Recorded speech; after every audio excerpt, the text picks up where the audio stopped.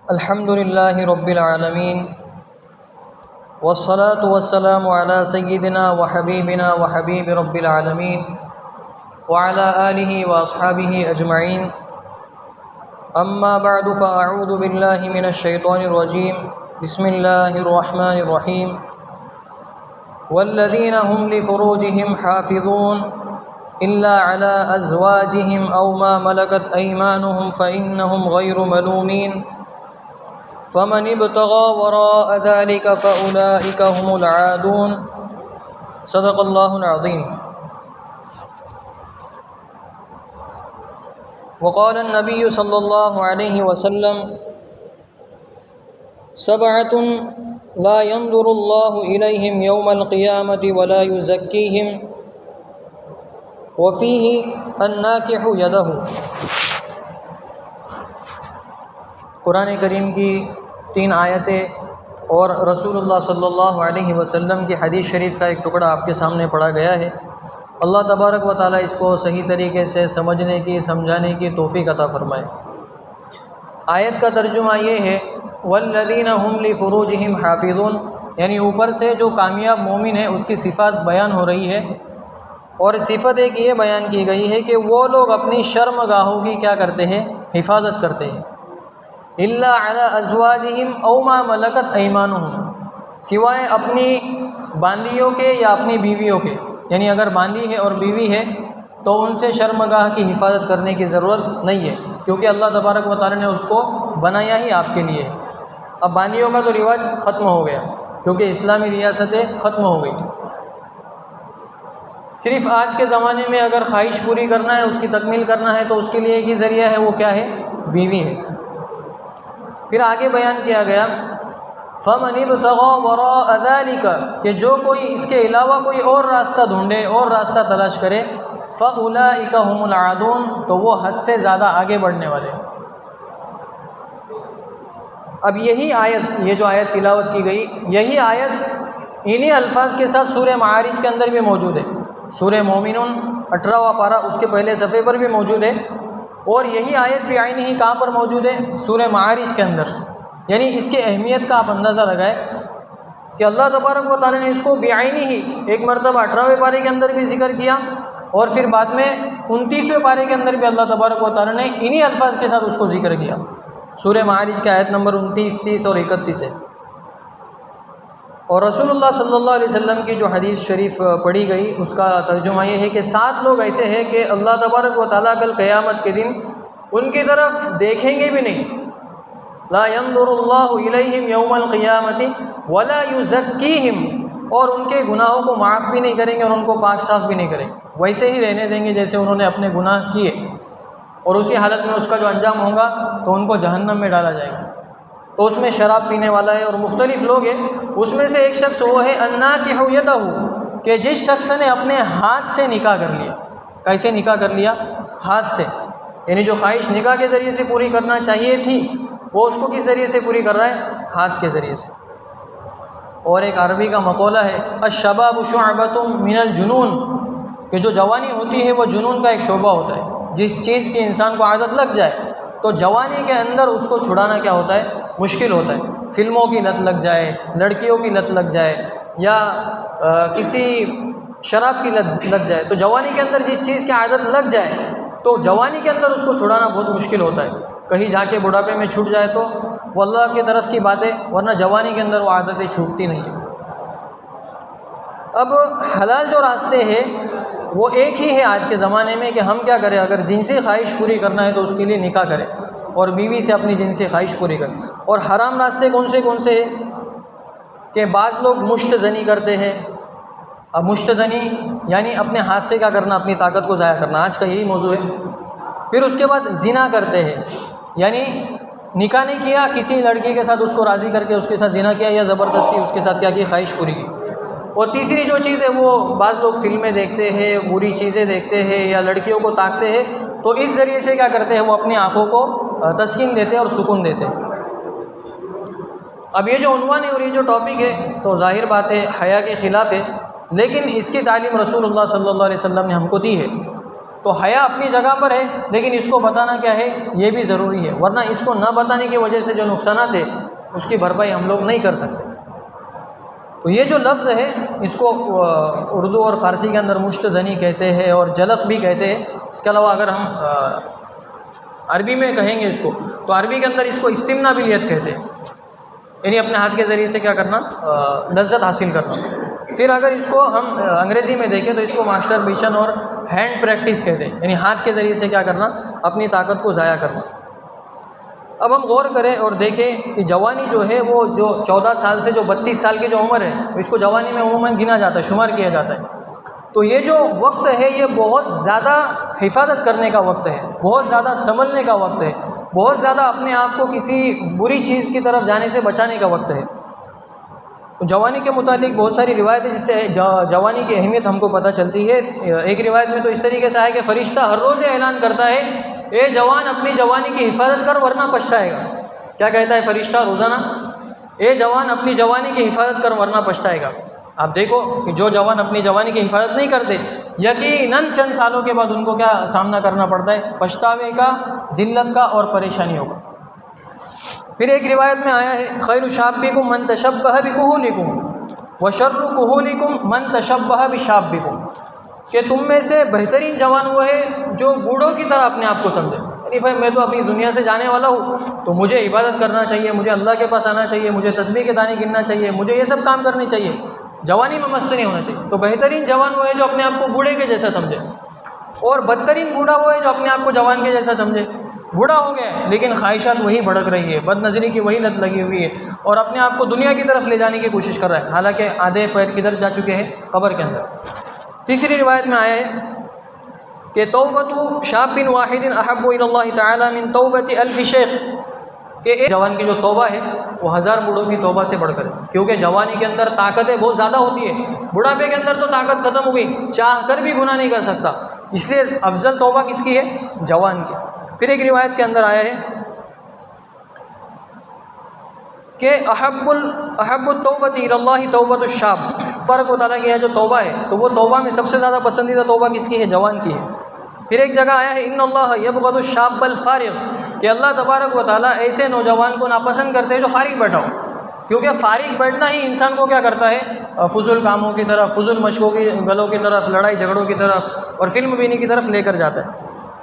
फिर एक रिवायत में है तूबा लिशाब्बि ताइमी थुम्मा तूबा, कि उस जवान के लिए बहुत बेहतरीन वक्त है कि वो क्या कर रहा है, जवानी के अंदर तौबा कर रहा है। फिर एक रिवायत के अंदर आया इन्ना लिशाब्बि ताइमी इंदल्लाहि अजरन अज़ीमा, कि जो जवान है और जवानी के अंदर तौबा करे तो अल्लाह तबारक व तआला के यहाँ उसके लिए अजर अज़ीम है, यानी बहुत बड़ा अजर है। फिर एक रिवायत के अंदर एक मरतबा रसूलुल्लाह सल्लल्लाहु अलैहि वसल्लम ने एक मौके से कहा इरहमु फ़इन्नहु शाब्बुन लम युमनिल उमरहु, कि इसको छोड़ दो, इस पर रहम करो, क्योंकि ये ऐसा जवान है जिसने अपनी उम्र को पूरा नहीं किया। यानी जैसे हम लोग कहते हैं ना कि इसका होना जाना बाकी है, तो इस तरीके से कहा कि भाई ये जवान गलती कर ली तो इसको छोड़ दो, इसने अपनी उम्र का जो है तो अभी पूरा हिस्सा गुजारा नहीं है। अब हम अगर देखें तो जो हमारा जो उन्वान था मुश्तज़नी मास्टरबेशन, तो ये क्या है, बहुत गंदी और बहुत बुरी चीज़ है। इसके ज़रिए से कुछ नुकसान होते हैं, उसको इंशाअल्लाह जल्दी गिनाएंगे। तो सबसे पहला जो इंसान वो जो गंदा काम है जिससे अल्लाह तबारक व तआला ने और अल्लाह के रसूल ने मना किया वो अगर करे तो सबसे पहले उसके अंदर क्या होती है, खून की कमी होती है। समझाने के लिए बात कही जाती है कि एक मनी का कतरा बनने के लिए 100 ग्राम खून लगता है, एक मनी का कतरा बनने के लिए 100 ग्राम खून लगता है, और एक मरतबा की मुश्तज़नी से 500 ग्राम खून इंसान का क्या हो जाता है, ज़ाया हो जाता है, ख़त्म हो जाता है। लज्जत 2 मिनट की, और खून कितना जा रहा है, 500 ग्राम खून जा रहा है। ये समझाने के लिए, कम भी हो सकता है, ज़्यादा भी हो सकता है, किसी के अंदर है ही नहीं तो निकलेगा कहाँ से, तो कम भी हो सकता है, ज़्यादा भी हो सकता है। तो खून की कमी हो जाती है इंसान के अंदर। अब उससे नुकसान क्या होते हैं, दूसरा नुकसान, एक तो खून की कमी, दूसरा नुकसान ये होता है सर दर्द होता है, क्योंकि सर को अगर यानी सर का ऊपर का हिस्सा है, जब खून ज़्यादा नहीं होगा तो वहाँ तक पहुँचेगा नहीं, जब खून वहाँ तक पहुँचेगा नहीं तो सर के अंदर क्या होगा, दर्द होना शुरू होगा। तीसरा नुकसान ये होता है कि उसको भूलने की बीमारी होती है, क्या मतलब मामला किया था, कितने रुपए लिए थे क्या था, बाकी वो कुछ समझ में नहीं आ रहा। गांव से गुजरे, वो गांव में मतलब पता भी चला कि ये गांव का खुला नाम है, लेकिन आगे जाके पूछे किस गांव से गुजरे तो उसको हजरत को पता ही नहीं चला। तो निसियान की बीमारी हो जाती है, यानी उसको क्या होता है, अपने मोबाइल का ही पासवर्ड भूल गया हजरत, अपने मोबाइल का क्या हो गया, पासवर्ड भूल गया। तो ये क्या होती है, बीमारी पैदा हो जाती है। फिर चौथी जो बीमारी है वो नींद के अंदर खलल होता है, यानी नींद जो कंप्लीट एक इंसान को आती है, जो खर्राटे लेता है एक इंसान और एकदम आलम मस्ती में चला जाता है नींद के अंदर, वैसी नींद हजरत को नहीं आती। बल्कि नींद कैसी आती, सो रहे उठ रहे, सो रहे उठ रहे, एक नींद के जो रात का एक हिस्सा है उसके अंदर 10 हिस्से बन गए। फिर उसके बाद पांचवा जो चीज़ है वो गुस्सा और चिड़चिड़ापन। गाड़ी किसी ने बाजू से तेज़ ली गई तो हजरत को जब तक उसके आगे नहीं जाएंगे जब तक सुकून नहीं आएंगे। चिड़चिड़ापन आ गया अपने अंदर, गुस्सा आ रहा है बात बात के ऊपर। किसी दुकान में जाके रुके और उससे कहा कि खुला चीज़ लो, अब वो अपने काम में लगा हुआ है तो ये उसको और चिल्ला के करे, कब से रुका हूँ मैं, मुझे दे दो, ताकि भाई वो भी तो अपने काम के अंदर। तो गुस्सा और चिड़चिड़ापन क्या होता है, उसकी वजह से आता है, क्योंकि इंसान अंदर से क्या हो गया, खोखला हो गया और कमज़ोर हो गया। फिर छठी चीज़, चेहरे के ऊपर फुंसियाँ आना शुरू हो जाती है। तो बाज़ दफ़ा तो ये कुछ बीमारी की वजह से आती है, लेकिन गर्मी की वजह से जब इंसान ये चीज़ें करता है तो फुंसियाँ क्या होती है उसकी वजह से भी आती है। सातवीं चीज़, इंसान का जो चेहरा है वो क्या पड़ना शुरू होता है, थोड़ा पीला, क्योंकि खून जब होता है तो चेहरे के ऊपर एक जो अनार के दाने की तरह जो है तो एक लाल रंग दिखता है, और जब वो खून ही नहीं है तो क्या होता है, चेहरा पीला पड़ जाता है। फिर उसके बाद आठवीं चीज़, बीनाई कमज़ोर होती है, यानी जो देखने की जो ताकत है और देखने की जो सलाहियत है उसके अंदर क्या हो जाती है, कमी हो जाती है। 9वां जो नुकसान है, तो आँखों के गिर्द उसके क्या होते हैं, ये जो हल्के हैं, ये जो हल्के हैं वो क्या हो जाते हैं, काले हो जाते हैं। उमूमन तो ये सफ़ेद होते हैं, जैसा चेहरे का कलर है वैसे होना चाहिए, लेकिन ये क्या पड़ना शुरू हो जाते हैं, काले पड़ना शुरू होते हैं। फिर 10वां, गाल जो है, गाल, तो गाल तो ऐसे उभरे हुए होते हैं इंसान के, लेकिन गाल उसके क्या हो जाते हैं, एकदम अंदर जाके पिचकना शुरू हो जाते हैं। फिर उसके बाद 11वां नुकसान ये कि पट्टे जो है उसके वो कमज़ोर हो जाते हैं। थोड़ा गाड़ी चलाई तो पता चला कि भाई यार बहुत दर्द हो रहा, बहुत दर्द हो रहा, तो इससे क्या हो रहा है, ये थोड़ा सामान उठा लिया तो पता चला कि भाई अगला काम करने की ताकत नहीं, तो पट्टे जो क्या, पट्टे वो क्या हो गए, कमज़ोर हो गए।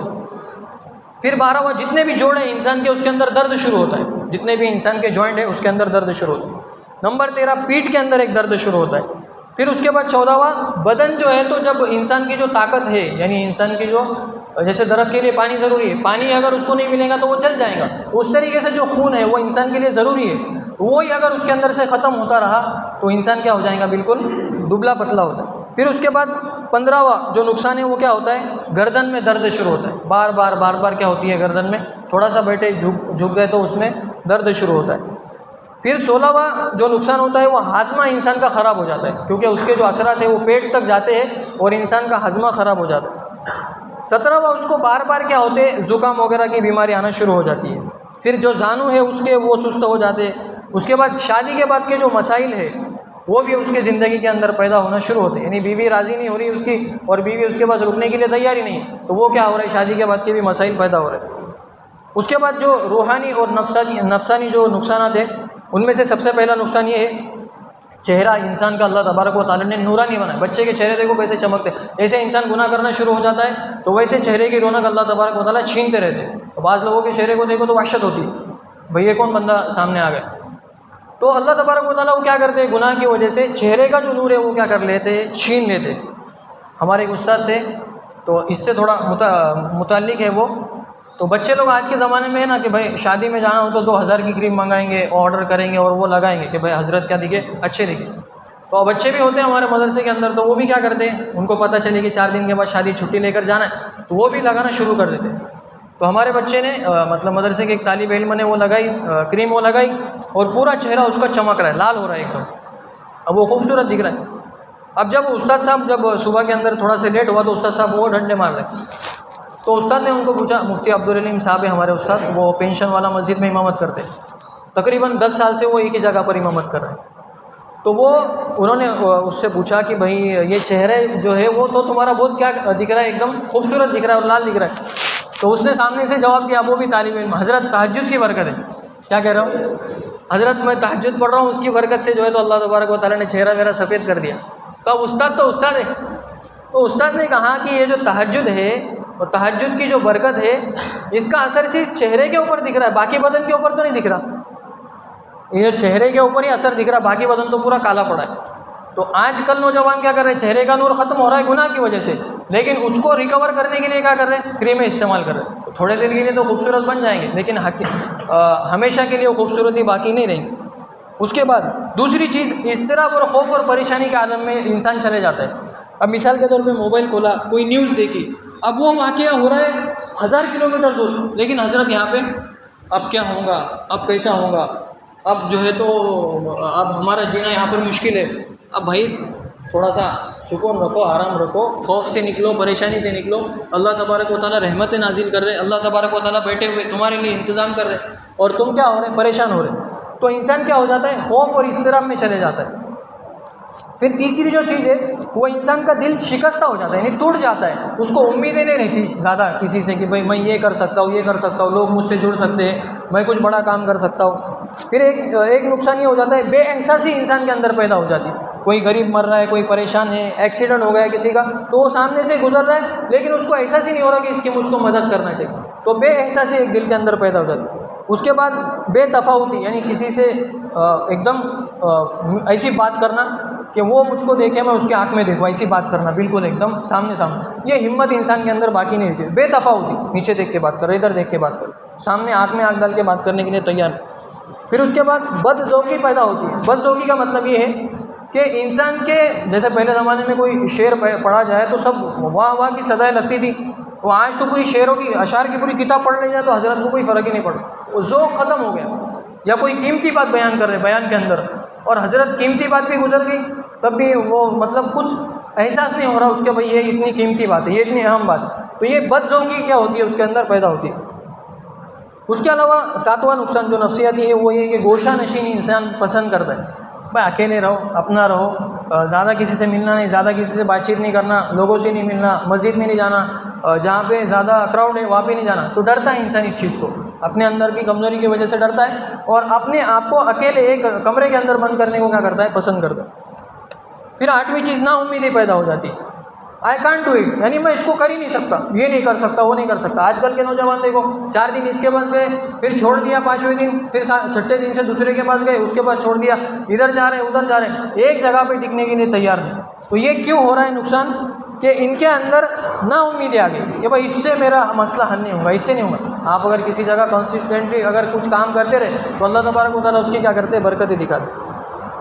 फिर उसके बाद एक 4 बातें हैं, उसको बयान करके बात ख़त्म करते हैं कि क़ुव्वत तख्लीक़ ख़त्म हो जाती है इंसान की, और क़ुव्वत फ़ैसला कि भाई मैंने इसका फ़ैसला कर लिया, मैंने ये बात ठान ली, तो अब इंशाअल्लाह कोई भी मेरे सामने आए, कोई मेरे मुकाबले में आए, मैं इसको करके बताऊँगा, मैं इसको करके दिखाऊँगा। मेरे साथ इन्होंने ऐसा किया है तो इसका बदला ही नहीं कि मैं उनको गालियाँ दूँ, लड़ते बैठूँ, मैं अपने ऐसी कामयाबी करके बताऊँगा कि ये मुझे जो है तो सलाम करने पर मजबूर हो जाएंगे। तो ये फ़ैसले की जो सलाहियत है वो इंसान के अंदर से क्या हो जाती है, ख़त्म हो जाती है। फिर उसके बाद रिसर्च करना, कोई किताब पढ़ना, कोई तालीम हासिल करना, कोई नज़रिया लोगों के सामने लाना, कोई जो हक़ बात है उसको ज़माने में बुरा समझा जा रहा है तो उसके ख़िलाफ़ लड़ने की एक कोशिश और एक जद्दोजहद शुरू करना, ये इंसान के अंदर से क्या होता है, ख़त्म होता है।